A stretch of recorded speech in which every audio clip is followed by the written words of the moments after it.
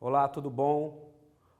Como é que vocês estão? Como é que vocês têm passado? Vamos começar hoje a aula 5 da segunda série do ensino médio e a aula hoje é a parte 2 sobre o Renascimento. Então, quais são os objetivos da nossa aula hoje?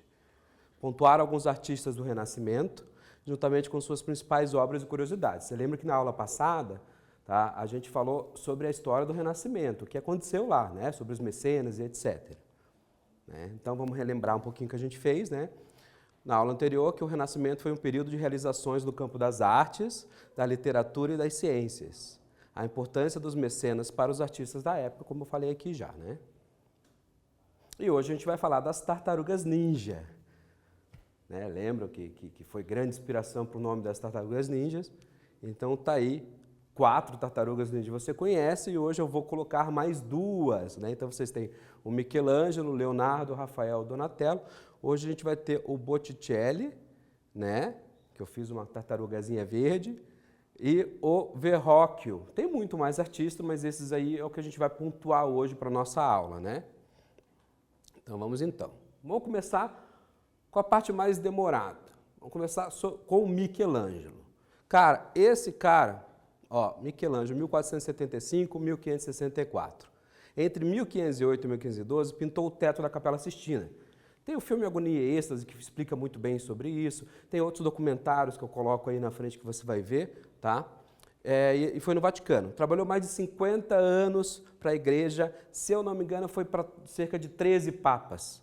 Você vê que era o grande pintor, poeta, E ele foi considerado o grande pintor católico da igreja, o homem santo, o pintor divino que falavam, escultor também, Num segundo momento, 24 anos mais tarde, ele pinta o Juízo Final na parede da Capela Sistina, aí já com outro tipo de técnica, uma técnica mais maneirista do que próprio renascentista, de 1535 a 1541.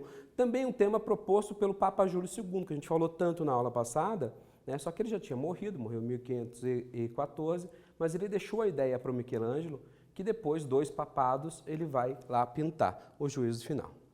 Com 75 anos, ele dedica-se à arquitetura e urbanística, como arquiteto-chefe da construção da Basílica de São Pedro, sobre as ordens de Paulo IV já, e morre aos 89 anos trabalhando. Gente, vamos falar de algumas obras dele. 89 anos, Michelangelo, ele foi exímio arquiteto, tudo. A cúpula da Basílica de São Pedro foi feita por ele, a ideia, o projeto foi feito por ele, ele não chegou a viver para executar, até os 89 anos trabalhando, esculpindo.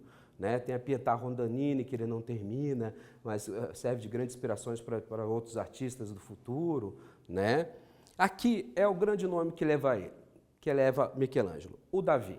O Davi de Michelangelo, você vê aqui que Davi é um tema corriqueiro, principalmente no Renascimento, a gente vai ver outros artistas que vão falar, mas ele foi uma escultura de quase 6 metros de altura e muita gente não conseguia fazer, foi comprado para fazer em Florença, para colocar em cima da catedral lá de Florença, uma escultura que mostrasse a grandiosidade e tudo.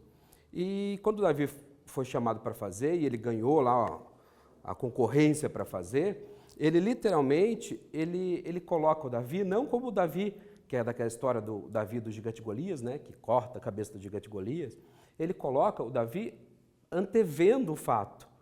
Aqui ele está pensativo, justamente está antevendo o ato da sua batalha com o gigante Golias. Então ele está com uma pedra na mão, no outro mão a funda, que é onde pegava botava a pedrinha, girava para acertar. Então aqui, o momento do Davi, pela primeira vez na história, nas esculturas de Davi, e a gente vai ter uma questão sobre Davi, então preste atenção, é justamente essa ideia do pensativo, E veja o detalhe dos músculos que tem, tudo. Ninguém fazia isso com tanta perfeição quanto o Michelangelo no Renascimento. Por quê? Porque ele estudava a anatomia do corpo, ele dissecava corpos. Ele ia para os necrotérios de madrugada cortava os corpos para estudar, não só ele, como o próprio Da Vinci fez isso muito, tá? E outros artistas e gênios da época, como Galileu, tudo também faziam isso, né? Então tá aí 5,17 m por 1,99 m, tá? E pessoal, não tem nenhuma emenda essa escultura. Essa escultura foi totalmente lapidada, sem nenhuma emenda, tá? Prosseguindo, a Pietà foi um pouco antes, né? Que ele fez com 24, 25 anos, tá? E ela é uma representação de Maria com Jesus Cristo no colo, depois de ter tirado da cruz, né? Desfalecido, né? E veja como ele retrata Maria numa maneira bem jovial. Porque o Michelangelo, como ele era bem católico, ele falava assim, a pureza da pessoa é que envelhece ou não a pessoa. Então, ele considerava Maria uma pessoa pura. Então, ele retrata ela praticamente com a mesma idade de Cristo aqui, bem nova. Presta atenção nas feições do rosto. E foi a única obra, a única escultura que o Michelangelo, como ele fez muito novo, 24, 25 anos, ninguém acreditou que foi ele que fez. Então, é a única obra que ele escreve. Aqui foi feita por Michelangelo Buonarroti, né, que fica nessa faixa aqui da Maria, tá? Prosseguindo, o teto da Capela Sistina, aquela grande briga da agonia e êxtase que mostra no filme, né, que tão comentado por aí, onde ele pinta as passagens de Gênesis, que é o Antigo Testamento, tá?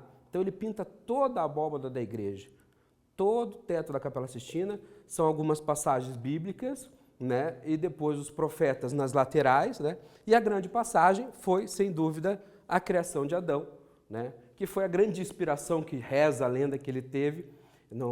Quando ele fugiu do Papa, primeiro o Papa mandou ele pintar uma coisa, ele não gostou, ele destruiu, ele passa meses foragido, né, nas montanhas, e aí com fome, com tudo, aí uma manhã ele acorda, vê nas nuvens a ideia da criação do homem.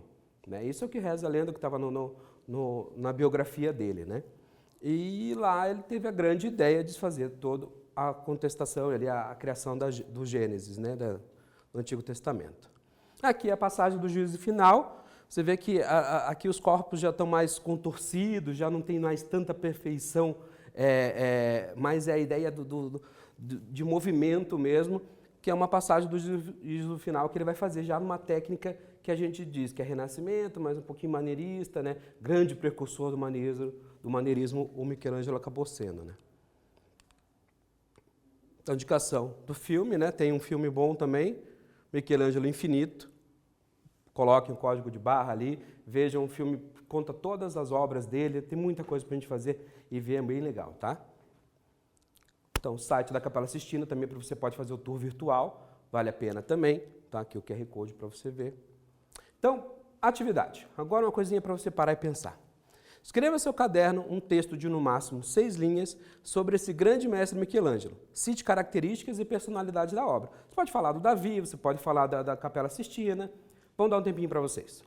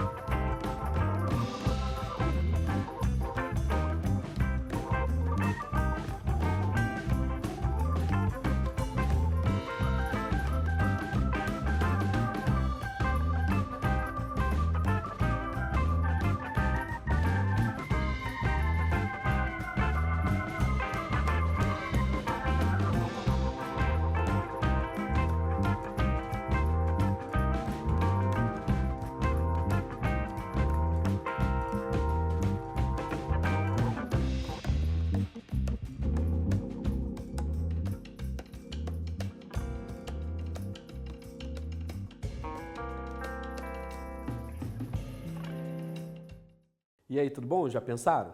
Já fizeram lá? Um pouquinho de texto para falar. Então, como já falei, você pode falar das esculturas do Michelangelo que eu citei ali, a Pietà, o próprio Davi, o Davi que a gente vai ver mais para frente também. Pode falar um pouquinho da história dele, que ele foi o grande pintor divino, né, escultor divino lá da igreja, né? Então, vamos prosseguir. Donatello. Donatello foi o grande cara que inspirou Michelangelo. A gente não está botando uma ordem cronológica, porque a gente tinha que, alguns artistas, como ali eu tinha que falar um pouco do Michelangelo, normalmente não dá tempo, a aula é curta. Escultor italiano, foi um dos fundadores da arte renascentista.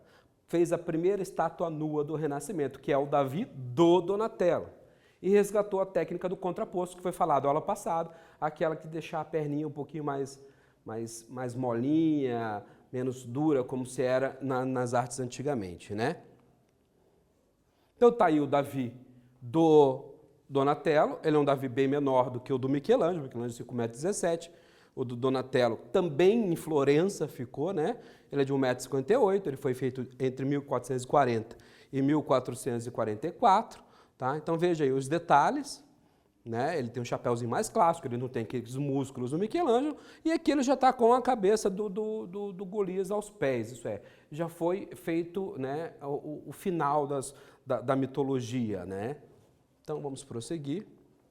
Ele também foi um dos primeiros caras a fazer as esculturas equestres, né, com um cavalo. Então a escultura do Gattamelata, né, 1453, também percepção do caráter psicológico dos personagens. Então o Gattamelata era um grande soldado, né? Então está aqui, e aí também olha o contraposto na própria escultura também do cavalo, a ideia também de tirar aquela formalidade de ficar os pés no chão, os 4 pés no chão, tudo. O Verrocchio, que a gente vai falar, o Andrea del Verrocchio, 1435 a 1488, trabalhou com ourivesaria. O Donatello também trabalhou, que era o quê? O cara que esculpe joias, né? E naquela época era uma profissão muito comum. E esse fato acabou influenciando a escultura.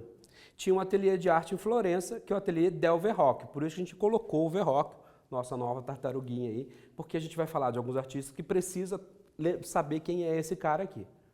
É um cara também fez um Davi, que a gente vai trabalhar também, né? Mas o interessante é que na pintura ele fez o batismo de Cristo no seu ateliê. E parece que ele chamou um dos seus alunos para pintar um desses anjos aqui. E o que aconteceu? Quando ele voltou e viu aquele anjo, ele falou, reza a lenda, né, que ele não ia querer mais pintar porque um aluno superou ele. Então, se um aluno superou ele, por que ele vai continuar pintando? Então, reza a lenda que ele nunca mais pintou uma tela ou um afresco depois desse dia, né? E mal ele sabia que esse aluno ia se tornar o grande gênio da humanidade, Leonardo da Vinci, com seus 17 anos, né? Então está aqui as vestes bem estudadas do anjinho que o Leonardo da Vinci fez na obra do Verrocchio. E aí o Davi do Verrocchio, um Davi mais clássico, ele está com roupa, tá? Ele é de 1476, ele é de depois do Davi do Donatello, o primeiro nu, né? Mas se você olhar, veja que ele é mais clássico, ele é um Davi mais clássico, está com a espada na mão e a cabeça bem detalhada aqui no final, né? Então dá para ver que o rosto também com todas as técnicas renascentistas, o contraposto também. E ele também fez uma escultura equestre, o Bartolomeu Colleoni, tá?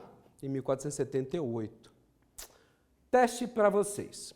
Sobre Michelangelo, é correto afirmar: letra A, esculpiu por 4 anos o teto da Capela Sistina, sob pressão de Júlio II. Com 60 anos de idade, iniciou o afresco do Juízo Final. Vamos pensar um pouquinho.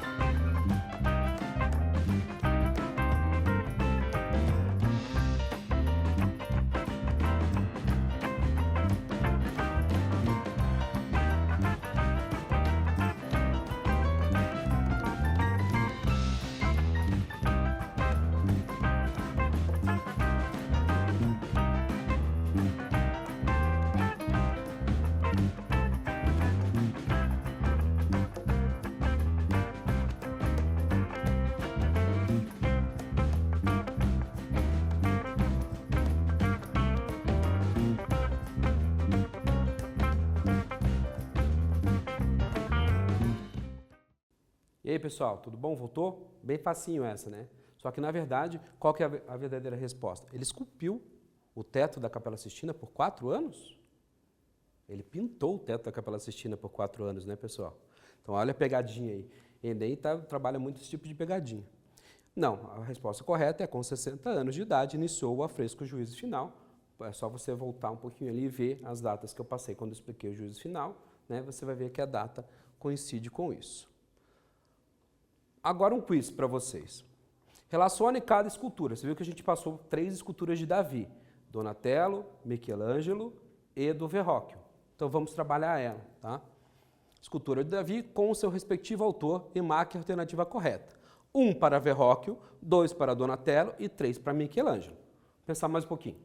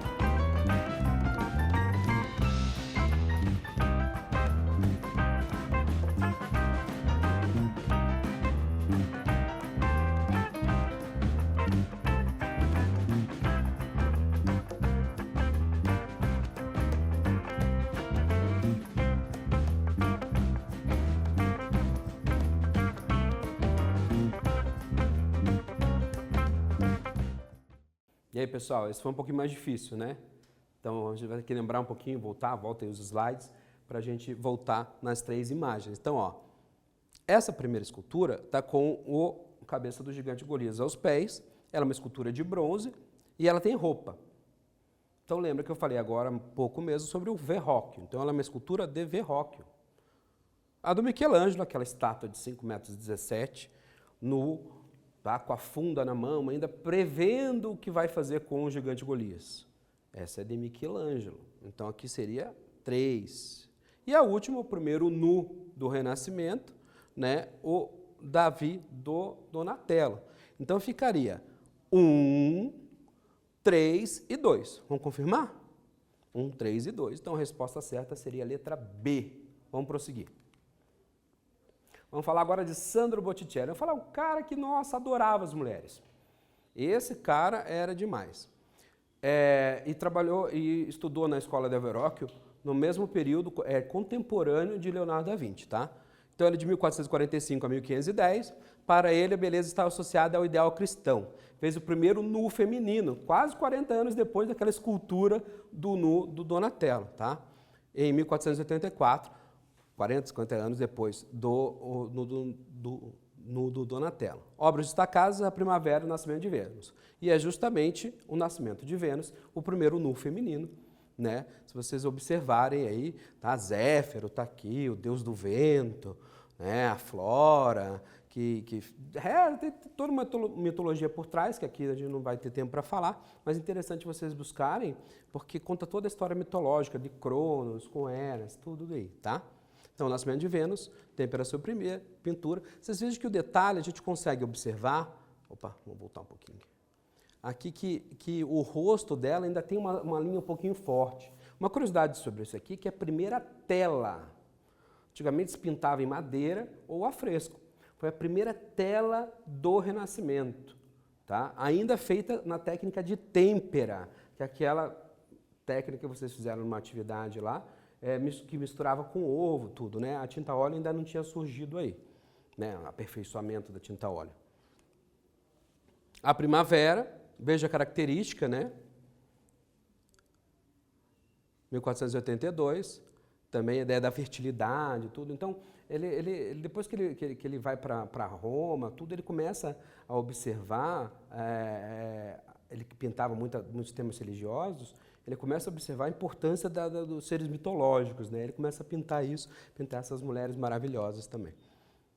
Rafael Sanzio. Esse cara depois vai inspirar muita gente, até de outros movimentos e períodos, tá? 1483, 1520, 37 aninhos, só que esse começou cedo, tá? Obras em espaços amplos com simetria equilibrada. Foi considerado o grande pintor de Madonas, pessoal. O Rafael Sanzio tem Madonna em mais de 20 museus pelo mundo. Inclusive no nosso MASP em São Paulo tem uma Madonna de Rafael Sanzio, daquela época, 500 anos atrás. E por incrível que pareça, ele morreu cedo, numa febre que ele teve, com 37 anos, e ele morreu exatamente no dia do seu aniversário, no dia 6 de abril. Olha a curiosidade, né? Em agosto de 1514, ele foi considerado o arquiteto oficial do Vaticano, né? Então, é uma das obras, a Madonna do Prado, tá? E interessante, pessoal, porque até então o arquiteto era o Bramante, só que ele era discípulo e amigo de Bramante. E quando o Bramante morre, né, quem assume o lugar do Bramante é o Rafael, que não fica muito tempo lá. Ele é chegado até, cogito até de colocar eles, de levar ele ao colégio de cardeais. Só que ele não vive o suficiente para isso, né? Então, Madonna do Prado. Veja a ideia da simetria, tá? Ele centraliza muito a obra. E essa obra, Escola de Atenas, é sensacional, né? Talvez a grande obra. Ele vai pintar no Palácio Apostólico, né? Em Roma, lá no Vaticano, ao mesmo tempo que o Michelangelo está pintando o teto da Capela Sistina, ele está lá nos aposentos, lá do palácio, fazendo isso. São 4 cenas que ele faz, né, que vai ter o Parnaso, vai ter e outros momentos, mas o mais interessante é esse, a Escola de Atenas, porque ele vai retratar filósofos. Então aqui, ó, Platão e Aristóteles, né, Platão com coisas divinas e Aristóteles apontando para o chão, onde a nossa realidade é mais terrena, né? Ele também vai se autorretratar aqui, no cantinho, aqui atrás. E no final, depois de tudo pronto, quando o Michelangelo escapa um pouquinho da pintura do teto da Capela Sistina, e ele vê aquela maravilha que o Michelangelo mandou todo mundo voltar à escola com a obra do teto da Capela Sistina, ele vai retratar Michelangelo como Heráclito, né? O poeta incompreendido, né? Ele faz muito parecido com Michelangelo na própria escultura, na própria pintura. Testezinho 2 para vocês agora, hein? Qual artista estudado foi considerado o grande pintor de Madonas? Letra A, Rafael. Letra B, Botticelli. Mais um tempinho para vocês.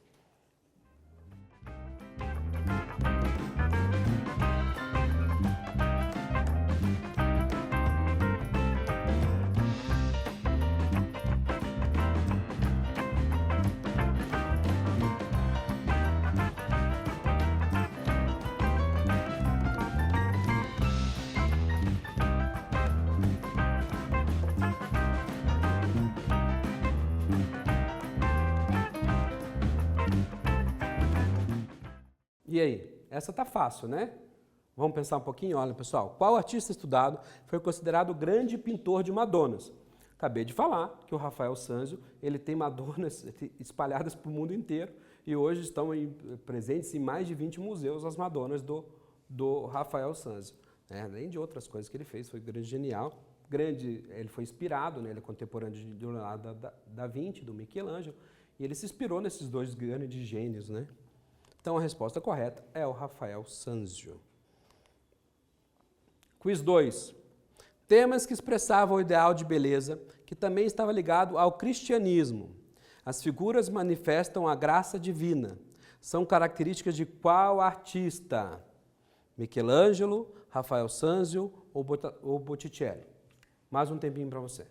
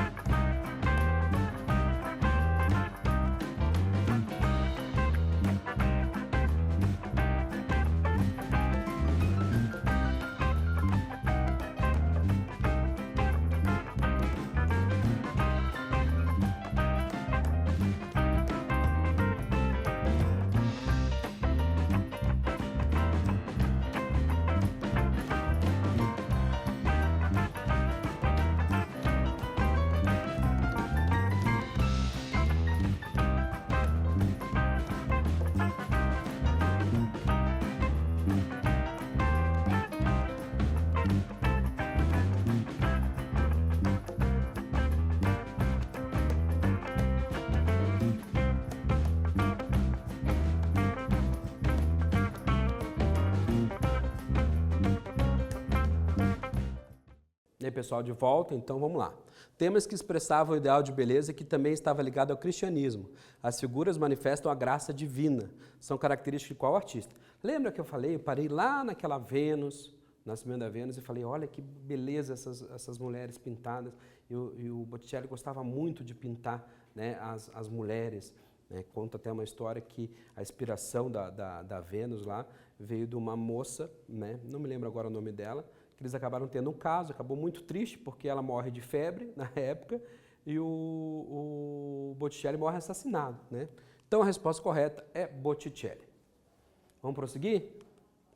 Agora é o cara, é o gênio, né? Esse aqui, não precisa nem falar, professor.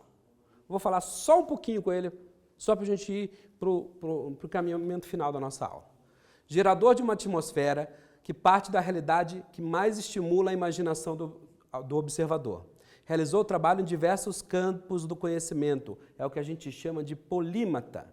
É o cara que trabalha astrologia, ciências, arte, escultura, engenharia. O cara fazia de tudo um pouco. Tem gente que fala que tem 20 profissões, que ele tinha 12 profissões, mas é um gênio. Para você ter uma ideia, né, fizeram recentemente um estudo de qual seria o QI do Leonardo da Vinci, e sabe qual que era o QI do Leonardo da Vinci? 180. Sabe qual que é o normal? De 80 a 110. Você acha que o cara era fraco? Só que não fez muitas obras, se eu não me engano foram 29 obras a vida inteira, né? Porque ele não terminava, porque queria fazer tudo ao mesmo tempo, parecia eu até, fazer tudo ao mesmo tempo e não concluía. Tá? Então, obras destacadas, Última Ceia, Mona Lisa. Vamos ver aqui, a Virgem dos Rochedos, ele acabou fazendo duas, tá? Tem duas versões. Né? E vejam que o fundo das obras do Da Vinci eles são mais sombrias. Tá? Ele foi o autor de técnicas maravilhosas, como a de esfumato, que é a ideia do sombreamento sem o contorno. Lembra que no Botticelli eu mostrei que havia um contorno? Né? Um contorno não estava suave? Tá? O Da Vinci já começa a trabalhar com uma tinta a óleo, então que permite mais o sombreamento com a própria gradação da tinta. Né? Então ele vai trabalhar muito isso e o claro-escuro. Olha o claro-escuro, o sombreamento que há aqui, que o claro-escuro ele vai ser muito mais reforçado no barroco. Mas ele é uma ideia que começa para dar profundidade no Renascimento. Tá? Então a Virgem dos Rochedos. E essa obra aqui, que é muito curiosa, que é a Última Ceia. Gente, é uma obra gigantesca. Ela, se eu não me engano, são em torno de 9 metros por 4 metros. Tá? Ele pintou num convento, tá? E na sala de jantar do convento. E o engraçado, porque essa obra, mal ele acabou de pintar, todo mundo ficou maravilhado. Só que ela começou a se deteriorar, porque ela rompe todos os princípios que se tinha até então. Por exemplo, a técnica do ar fresco, né, que era muito usada, que era que você botava massa fresca, né, aí chegava com decalque, colocava em cima, botava o molde lá feito em papel, né, o molde, e depois começava a pintar com a massa fresca, por isso o nome da técnica ar fresco. Né? E parece que ele já misturou ao mesmo tempo a têmpera e 2 camadas de óleo, né, e no gesso seco. Então, pouco depois, essa obra começou a se deteriorar. Né, e foi se destruindo com o tempo, né, mas ficou bem marcado até hoje. Se você for ver o que sobrou dela hoje, que está restaurada, tem 20% do que era naquela época. Só que tem algumas réplicas. Até na Inglaterra tem uma réplica, e se eu não me engano, em Viena, ali na Áustria, tem uma outra réplica bem conhecida por discípulos, feita em 1520 por discípulos do Leonardo. E o bacana disso é que eles tentaram, o rei da França, lá, o rei tentou levar essa obra para o seu palácio lá em Milão, mas não deu muito certo. Aí ele foi contratado para fazer, e diz que essa de 1520, né, porque o Leonardo da Vinci foi um dos primeiros artistas a ter um estúdio de gente que pintava para ele, ele se reproduzia, como a Virgem do Rochedo ele tem 2, né, essa aqui tem 3 réplicas, e uma delas, inclusive, foi feita, como eu já falei, pela equipe dele. Então, tem ali manuscritos que diz que o próprio contrato dessa réplica foi feita pelo Leonardo da Vinci, e que depois foi pintado, não se sabe se tem alguns traços dele, mas é bem fiel a essa original que está lá no convento. Tá? Então vamos agora à última questãozinha, essa mais demorada. Tá? Analise as 2 pinturas a seguir. Depois faça um quadro em seu caderno pontuando as características de cada uma das duas. Em seguida, numere qual ou quais obras pertencem a qual artista. Os artistas são Rafael, Botticelli, Leonardo da Vinci. Ó, vou botar na obra agora, tá? Vamos lá. Temos duas obras, uma eu nem mostrei aqui hoje, outra eu já mostrei, mas uma nem precisa mostrar. Vamos pensar um pouquinho. Já voltamos.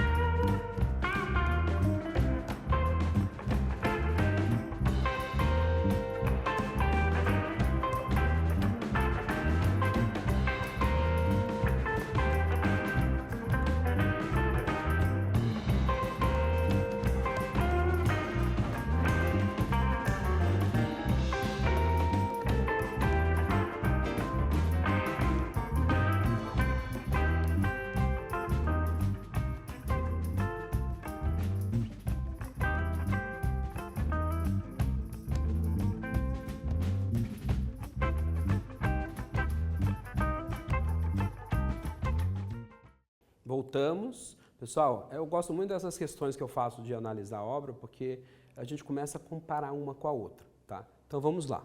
Aqui a gente tem duas obras. Uma, a gente já conhece, a famosa Mona Lisa, não preciso nem botar o nome dela. E a outra, né, é a Vênus. Vamos voltar na questão que eu pedi lá. Opa, ficou para trás, então vamos voltar aqui um pouquinho só para ler. Analise as duas pinturas a seguir, depois faça um quadro em seu caderno pontuando as características delas. Em seguida, numere qual pertence a qual artista. Letra A, Rafael, letra B, Leonardo, letra C, Leonardo da Vinci, letra B, Botticelli. Então vamos ver lá que eu fiz uma pegadinha, botei 3 alternativas para 2 obras. Tá. Rafael a gente não tem aqui, né, pessoal? A gente tem o nascimento da Vênus, lembra do contorno dos rostos, né? Então, ó, e temos a Mona Lisa. Nascimento da Vênus e a Mona Lisa. E aqui a gente percebe que a característica aqui, as ondas nem são ainda uma onda, na verdade, né? Tem uma chuva de pétala, né? A gente vê que o contorno é mais nítido aqui, existe mais tipo traço, e aqui a gente tem os fumatos, justamente a ideia do sombreamento, né? A grande técnica do Leonardo da Vinci. Né? Então, qual que seria? Olha aqui, ó, a ideia do contorno, dá para ver nitidamente o contorno no rosto do nascimento da Vênus, o que a gente não percebe, ele se desfaz em sombreamento do Leonardo da Vinci, a grande diferença de uma obra para outra, até a composição, né, que foi, as duas são feitas de óleo, uma feita a óleo e a outra feita a têmpera, né? Então já dá para ver também essa diferença. Então a resposta certa seria B aqui do Botticelli e letra C do Leonardo da Vinci. Pessoal, o que a gente aprendeu hoje, hein? Bem facinho. Renascimento, lógico. Os artistas das Tartarugas Ninja. Então, revemos o princípio do Renascimento, estudando os principais artistas e algumas obras que destacaram na história da arte. Então, estudem aí, vejam os links dos vídeos que eu passei, entrem no Classroom lá, façam as atividades, é bem interessantes as atividades do Renascimento para o segundo ano, tá? E se desenvolvam, porque é muito bacana, vejam vídeos, é muito bacana saber mais da história desses artistas, tá? Então, até breve, pessoal. E na próxima aula a gente se encontra com o Barroco.